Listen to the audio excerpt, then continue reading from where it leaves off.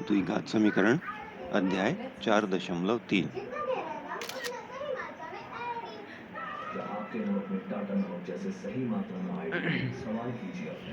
नमस्कार नमस्कार। बच्चों, इस अध्याय इस में हम अध्याय में पढ़ेंगे हम पढ़ेंगे पिछले अध्याय पिछले में दिए अध्याय गए में गृह कार्यों का प्रश्नों का हल प्रश्नों का हल और द्विघात द्विघाती समीकरण को समीकरण का पूर्ण वर्ग संपूर्ण। बनाकर हल करना। पिछले अध्याय में हमने द्विघात समीकरण को हल करने की गुणनखंड विधि सीखी थी और उसके गृह कार्य में पहला प्रश्न था गुणनखंड विधि द्वारा द्विघात समीकरण 6x² - x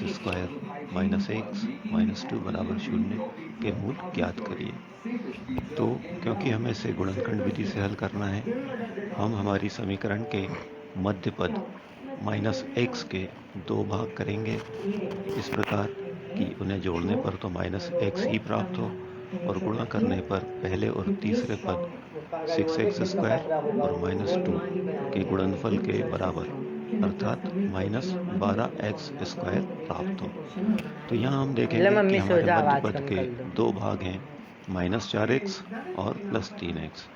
जब हम -4x और +3x को सरल करते हैं तो -x आ जाता है, जो कि हमारा मध्य पद ही है। और जब हम -4x और +3x का गुणा करते हैं तो हमें -12x² प्राप्त हो जाता है, जो कि पहले और तीसरे पद के गुणनफल के बराबर है।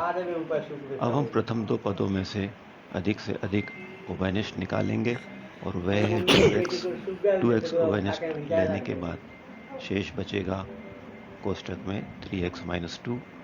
इसी प्रकार बाद के दो पदों में से क्योंकि कुछ भी उभयनिष्ठ नहीं निकल रहा है, इसलिए हम एक उभयनिष्ठ निकालेंगे और शेष बचेगा 3x - 2। अब आप देखें कि उभयनिष्ठ लेने के बाद हमारे जो दोनों कोष्ठक आए हैं वह दोनों एक समान आ गए हैं, इसलिए अब हम इसे उभयनिष्ठ ले लेंगे। 3x - 2 उभयनिष्ठ हो जाएगा तो ब्रैकेट में शेष बचेगा 2x + 1 = 0। अब यहाँ दो बहुपदों का गुणनफल 0 आ रहा है। ये तभी संभव है जब इनमें से कम एक 0 हो, अर्थात या तो 3x - 2 = 0 हो या 2x + 1 = 0 हो। अब इन्हें हल करने पर हमें x के दो मान प्राप्त होंगे, x = 2/3 या x = -1/2, जो कि हमारी दी हुई द्विघात समीकरण के हल है। या हम कह सकते हैं कि हमारी द्विघात समीकरण के मूल 2/3 और -1/2 हैं। हमारा अगला प्रश्न था द्विघात समीकरण के मूल 2/3 और -1/2 हैं। हमारा अगला प्रश्न था द्विघात समीकरण वर्गमूल 2x² + 7x + 5 वर्गमूल 2 = 0 के मूल ज्ञात कीजिए। इसे भी हमें गुणनखंड विधि के द्वारा ही हल करना है। तो पूर्व के प्रश्न की भांति ही हम मध्य पद के दो भाग करेंगे और हमें प्राप्त हो जाएगा वर्गमूल 2x² + 5x + 2x + 5 वर्गमूल 2 = 0। यहाँ हम 5x और 2x को जोड़ेंगे तो 7x आ जाता है, जो कि मध्य पद है। और जब हम 5x और 2x का गुणा करेंगे तो हमें 10x² प्राप्त होता है, जो कि पहले और तीसरे पद के गुणनफल के बराबर है। अब हम उभयनिष्ठ लेंगे, पहले दो पदों में से x उभयनिष्ठ हो जाएगा, शेष बचेगा वर्गमूल 2x + 5। इसी प्रकार बाद के दो पदों में से वर्गमूल 2 उभयनिष्ठ हो जाएगा और शेष बचेगा वर्गमूल 2x + 5। अब हमारे दोनों कोष्ठक एक समान दिख रहे हैं, हम इन्हें भी उभयनिष्ठ ले लेंगे। तो दूसरे कोष्ठक में जो शेष बचेगा वह होगा x + वर्गमूल 2 = 0। अब हम यहाँ पर देखते हैं, या तो वर्गमूल 2x + 5 = 0 होगा या x + वर्गमूल 2 = 0 होगा। इसे सरल करने पर हमें x के दो मान प्राप्त हो जाएंगे, x = -5/√2 या x = -√2, जो कि हमारी इस समीकरण के दो हल हैं। या हम कह सकते हैं कि हमारी समीकरण के मूल -5/वर्गमूल 2 और -वर्गमूल 2 हैं। अंतिम प्रश्न था, दो क्रमागत धनात्मक पूर्णांक ज्ञात कीजिए जिनके वर्गों का योग 365 हो। इस प्रश्न में द्विघात समीकरण भी हमको बनाना है और उसके बाद उसके हल भी करना है। क्योंकि यहाँ हमको दो क्रमागत धनात्मक पूर्णांक निकालना है, तो हम इन दोनों में से किसी एक को मान लेते हैं। माना कि पहला पूर्णांक है x, तो क्योंकि ये क्रमागत है, दूसरा पूर्णांक हो जाएगा x + 1। फिर हम जब प्रश्न को ध्यान से पढ़ेंगे तो हमको दिया है कि इन्हीं पूर्णांकों के वर्गों का योग 365 है। इसलिए जब हम इसे समीकरण के रूप में लिखेंगे तो हमको प्राप्त हो जाएगा x² + x + 1 का होल स्क्वायर बराबर 365। अब हम इस समीकरण को थोड़ा सरल करेंगे जिससे कि ये अपने मानक रूप में आ जाए। इसके लिए हम बाएं पक्ष में x + 1 का जो होल स्क्वायर है इसे सर्वसमीका की मदद से हल करेंगे। कुछ इस प्रकार प्राप्त होगा, x² + x² + 2x + 1 बराबर 365। 365 का पक्षांतरण करके बाएं पक्ष में ले आएंगे और सरल कर लेंगे, तब हमको प्राप्त हो जाएगा 2x² + 2x - 364 बराबर 0। अब हम इस पूरी समीकरण को 2 से भाग दे सकते हैं, तो 2 से भाग दे देंगे जिससे हमें प्राप्त हो जाएगा x² + x - 182 बराबर 0। अब ये द्विघात समीकरण अपने मानक रूप में आ गई है। हम इसको सरल करेंगे और इसको सरल करने के लिए हम गुणनखंड विधि का प्रयोग करेंगे। हम मध्य पद के 2 भाग करेंगे। मध्य पद है x, हम इसके 2 भाग करते हैं, जोड़ने पर तो +x प्राप्त हो और गुणा करने पर प्रथम और तीसरे पद के गुणनफल के बराबर प्राप्त हो, अर्थात गुणा करने पर -182 x² प्राप्त हो। तो मध्य पद के 2 भाग हैं, +14x और -13x। इन्हें आप सरल करके देखेंगे, +14x और -13x होता है +x, और +14x और -13x का गुणा हो जाएगा -182 x²। इसके बाद हम दो पदों की जोड़ी बना लेंगे और उसमें से अधिक जो उभयनिष्ठ निकल सकता है निकालेंगे। पहले 2 पदों में से x उभयनिष्ठ निकलता है तो ब्रैकेट में शेष बचेगा x + 14, और बाद के 2 पदों में से -13 उभयनिष्ठ निकलता है जिसके बाद शेष बचेगा x + 14, फिर बराबर 0। अब आप ध्यान से देखें, उभयनिष्ठ निकालने के बाद दोनों कोष्ठक एक जैसे आ गए हैं। दोनों कोष्ठकों में x + 14 आता है, इसलिए अब हम x + 14 को उभयनिष्ठ ले लेंगे, जिससे कि तीसरे ब्रैकेट में शेष बचेगा x - 13 बराबर 0। अब यहाँ देखें, बाएं पक्ष में 2 बहुपदों का गुणनफल है जो कि बराबर 0 है, इसलिए या तो x + 14 बराबर 0 होगा या x - 13 बराबर 0 होगा, जिसे हल करने पर हमें प्राप्त हो जाएगा x बराबर -14 या x बराबर 13। अब अगर हम केवल समीकरण की बात करें तो ये समीकरण के 2 हल आ गए, लेकिन हमको तो 2 क्रमागत धनात्मक पूर्णांक संख्याएं ज्ञात करना थी, और यहाँ पर जो पहला हल है वह ऋणात्मक है, x बराबर -14।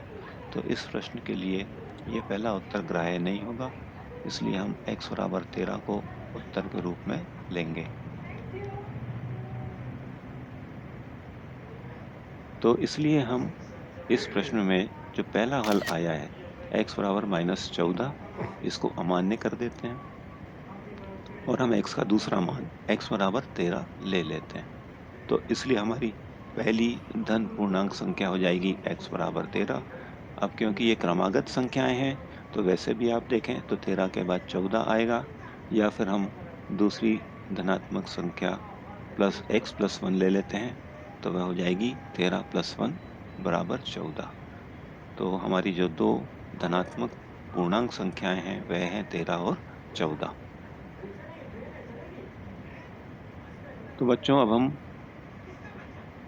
तो हमारी जो 2 धनात्मक पूर्णांक संख्याएं हैं वह हैं 13 और 14। तो बच्चों अब तक जो पढ़ा है उसके अनुसार हम जानते हैं कि द्विघात समीकरण क्या होती हैं हम उनको पहचानना सीख गए हैं। द्विघात समीकरण का जो मानक रूप है हम उसको भी लिखना सीख चुके हैं और द्विघात समीकरण को गुणनखंड विधि से हल करना भी सीख चुके हैं। तो इसलिए आज हम एक द्विघात समीकरण को हल करने की दूसरी विधि पर विचार करते हैं। इसके लिए हम एक उदाहरण लेते हैं। यहाँ देखिए एक समीकरण लिखी हुई है x + 2 होल स्क्वायर -9 बराबर 0, जो कि एक द्विघात समीकरण है। हम इसे हल करना चाहते हैं। तो इसको हल करने के लिए हमें क्या करना पड़ेगा? हम -9 का पक्षांतरण कर देते हैं। हमें मिलेगा x + 2 का होल स्क्वायर बराबर 9। फिर हम दोनों पक्षों का वर्गमूल ले लेते हैं, तो हमको प्राप्त हो जाएगा x + 2 बराबर ±3। फिर एक बार +3 लेंगे और -3 लेंगे, तो इस तरह से हमको दो उत्तर मिलेंगे, x + 2 बराबर 3 या x + 2 बराबर -3। और सरल करने पर हमको मिल जाएगा x बराबर 1 या फिर x बराबर -2। तो इस द्विघात समीकरण के दो हल हैं, x बराबर 1 और x बराबर -5। हम इन्हें समीकरण के मूल भी कह सकते हैं। 1 और -5 समीकरण के मूल हैं। अब इसमें एक बात ध्यान से देखें, हमारी जो समीकरण थी x + 2 का होल स्क्वायर -9 बराबर 0, इसमें जो x को समाहित करने वाला पद है वह पूर्णतः वर्ग के अंदर है, x + 2 होल स्क्वायर के अंदर है ना। तो इस चीज को थोड़ा ध्यान से देखें।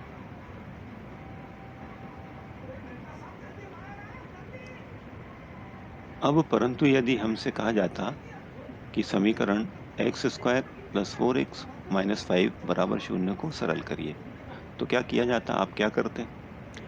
तो सबसे पहले इसको देखते ही हमको दिमाग में आता कि इसको जो मध्य पद है इसके दो भाग कर दो और गुणनखंड विधि से सरल कर लो और इसके दो हल हमको प्राप्त हो जाएंगे। तो एक तरीका तो ये बिल्कुल सही है, हम इसे गुणनखंड विधि से हल कर सकते हैं। लेकिन हम इसको एक दूसरे तरीके से भी हल कर सकते हैं, लेकिन हम ये तब तक नहीं कर पाएंगे जब तक हम ये ना समझ लें कि हम x² + 4x - 5 को x + 2 का होल स्क्वायर -9 के रूप में लिख सकते।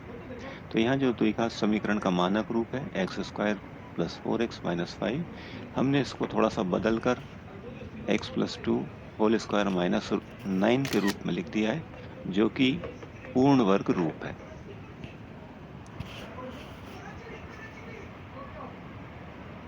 तो हम किसी भी द्विघात समीकरण को पूर्ण वर्ग रूप x + a whole square -b² बराबर 0 के रूप में लिख सकते हैं। और फिर हम जब समीकरण को उसके पूर्ण वर्ग रूप में लिख लेंगे तो फिर हम उसका आसानी से हल प्राप्त कर सकते हैं।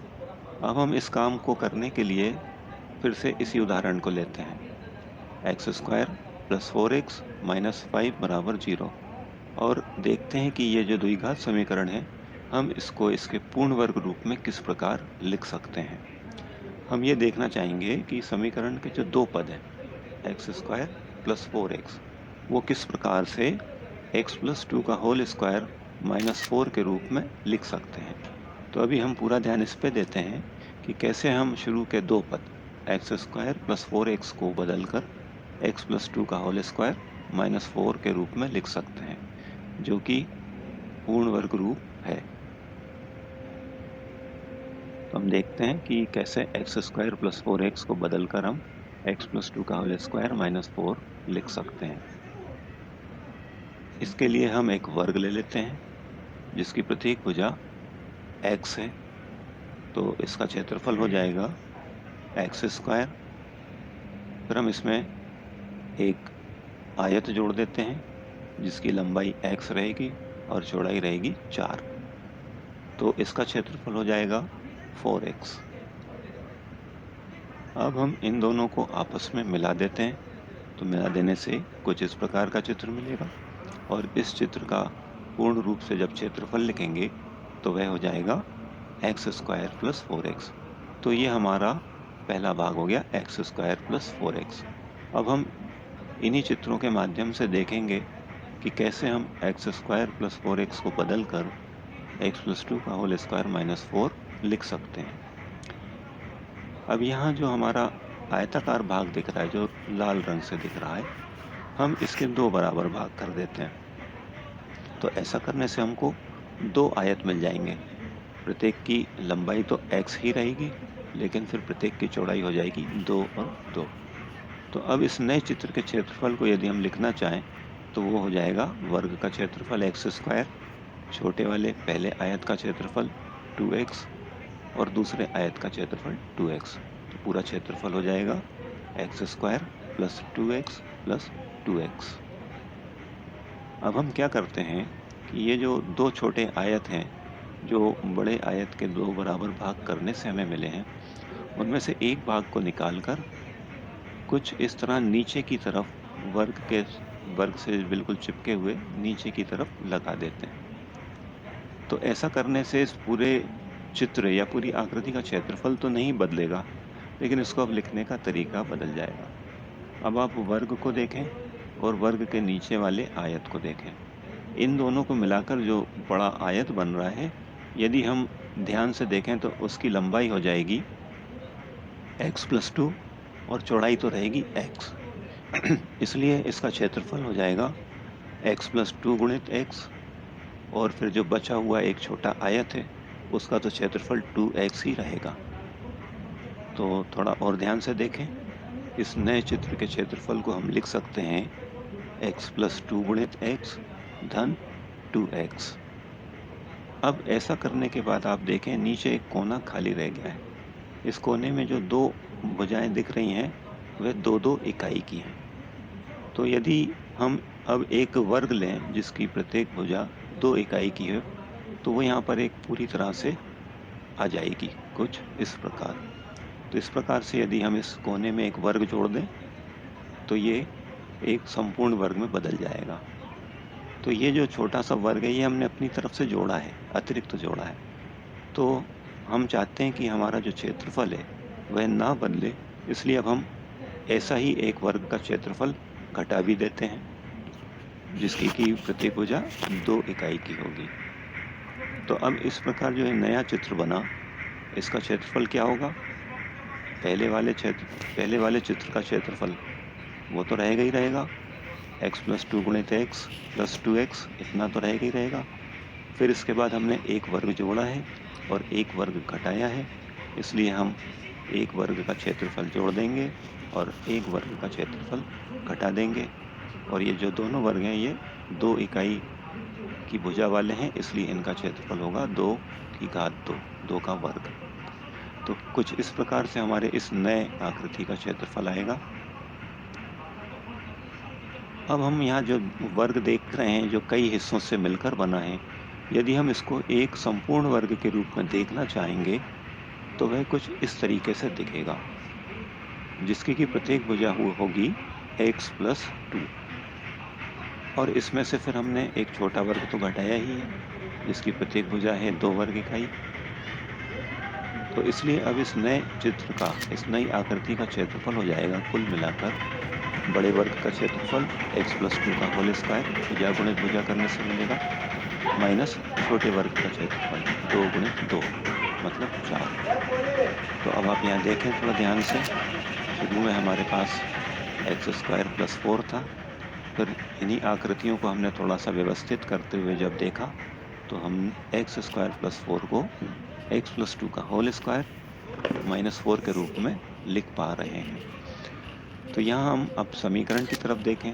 हमारी समीकरण थी x square plus 4x minus 5 बराबर 0। इसके प्रथम 2 पद एक्स स्क्वायर प्लस 4x को अब हम हटाकर उसके स्थान पर एक्स प्लस 2 का होल स्क्वायर प्लस 4 लिख देंगे, और जब सरल करेंगे तो हमको समीकरण प्राप्त हो जाएगी एक्स प्लस 2 का होल स्क्वायर माइनस 9 बराबर 0, जो कि दी हुई समीकरण का पूर्ण वर्ग रूप है। और इसी समीकरण को हमने थोड़ी देर पहले हल करके भी देख लिया था, जो कि आसानी के साथ हल हो जाती है।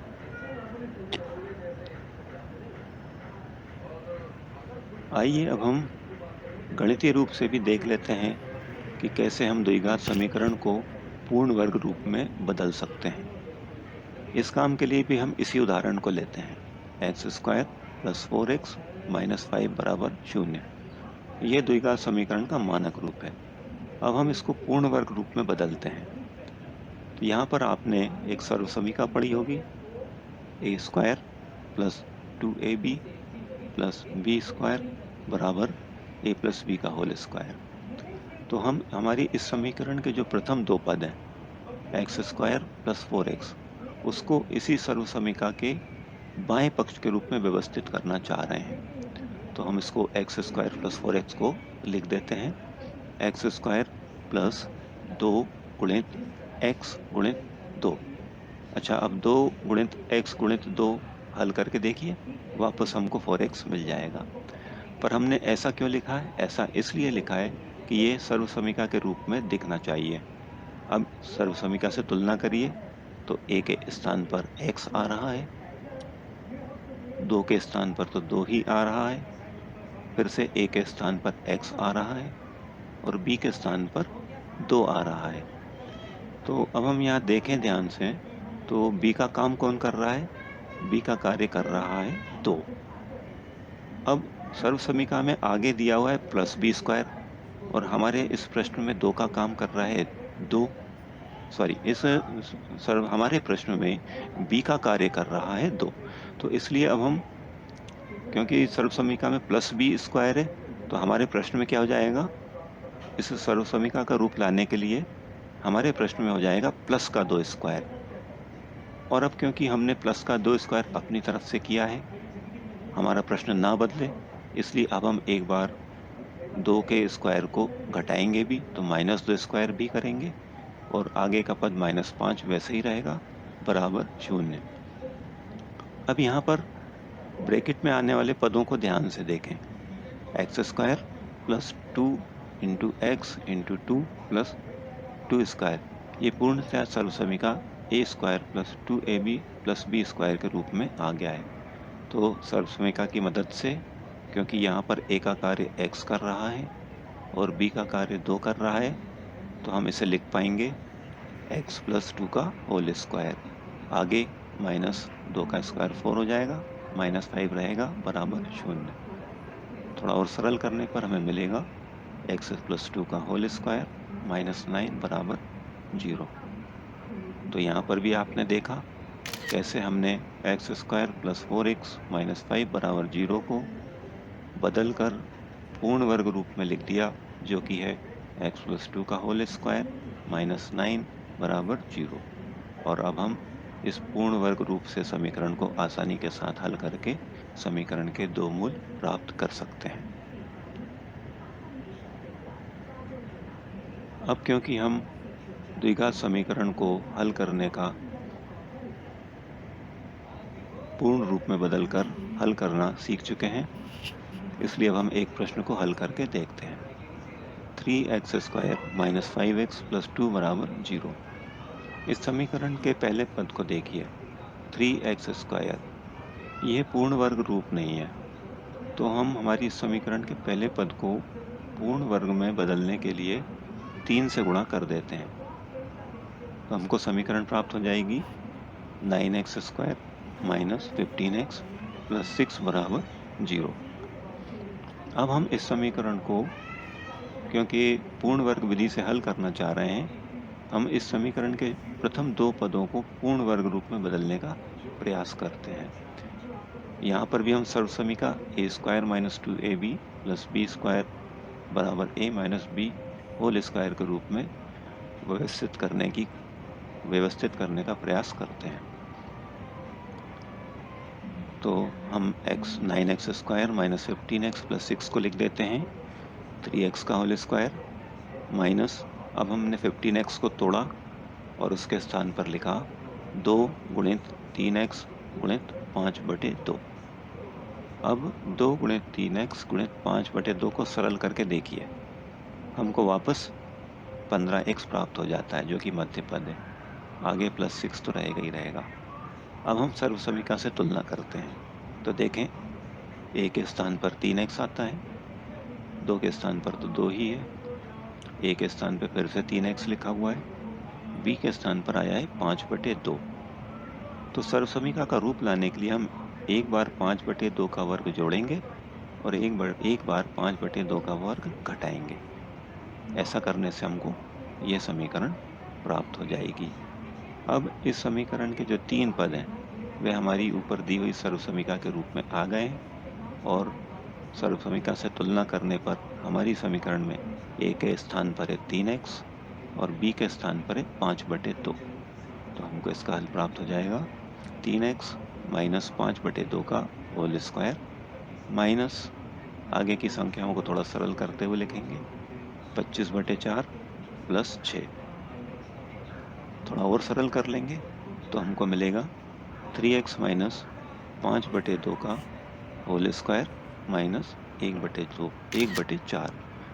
तो ये हमारी जो ऊपर समीकरण दी हुई थी 3x square minus 5x plus 2 बराबर 0, ये इसी समीकरण का पूर्ण वर्ग रूप है। तो अब हम हमारी समीकरण 9x square minus 15x plus 6 बराबर 0 को पूर्ण वर्ग रूप में लिख लेते हैं, जो कि होगा 3x माइनस 5/2 का होल स्क्वायर माइनस 1/4 बराबर 0। पक्षांतरण करते हैं, इस प्रकार से प्राप्त हो जाएगा 3x माइनस 5/2 का होल स्क्वायर बराबर, ये जो माइनस 1/4 है दाएं पक्ष में आके 1/4 हो जाएगा। दोनों पक्षों का वर्गमूल ले लेते हैं, हमें प्राप्त होगा 3x माइनस 5/2 बराबर प्लस माइनस 1/2। एक बार प्लस लेने पर और एक बार माइनस लेने पर हमें इस प्रकार से प्राप्त हो जाएगा।